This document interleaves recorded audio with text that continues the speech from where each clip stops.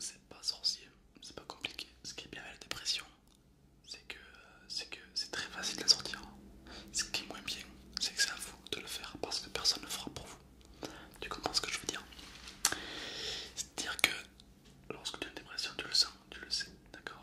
Toi seul, comme dit Vaiani, toi seul, faut que tu règles l'heure de ton réveil pour que chaque matin tu te réveilles, pour que chaque matin tu te lèves, tu aies la force et pour que ce bonheur se répercute durant toute ta vie et que tu arrives avec le temps à, à te surpasser plutôt. Alors, lorsque j'ai parlé d'un cas un peu plus poussé, par exemple les couples, parce que souvent, d'ailleurs c'est souvent les mecs qui viennent me voir et pas les filles. Donc les filles quand même, ils sont... c'est des prises à ce couple, à ce qu'on pourrait croire.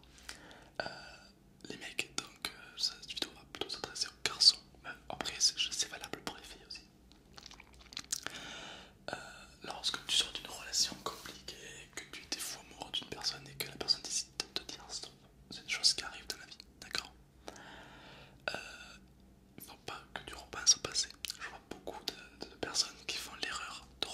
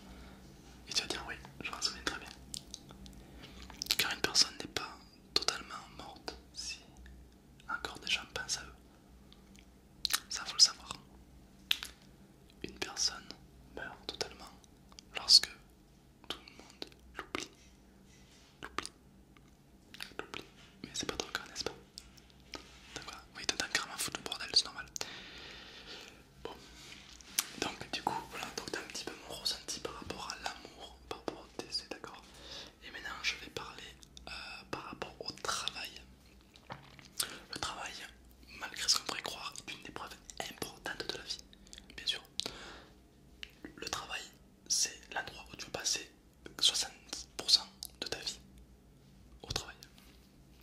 Pas plus. Non, 60% je crois. Donc il est important que dans ton travail tu te sentes bien. Tu es d'accord avec moi? D'accord. Souvent les gens font une énorme erreur et disent ouais je suis pas bien à mon travail mais c'est pas grave. Dès que j'en ai marre je me casse. Mais non, ils partent pas. Ou alors s'ils partent c'est parce qu'ils tombent dans une grosse dépression. On est tous d'accord pour dire que c'est pas la solution. Non. Il y a des méthodes, tout simplement. Tout simple, je vais te parler pour soit t'orienter vers un travail qui te plaît, soit t'améliorer à un travail. Parce que autant y aller avec le sourire, le temps passera plus vite, tu feras du meilleur travail et surtout tu seras heureux. T'es pas d'accord avec ça? C'est très très important, tu sais. Donc le travail.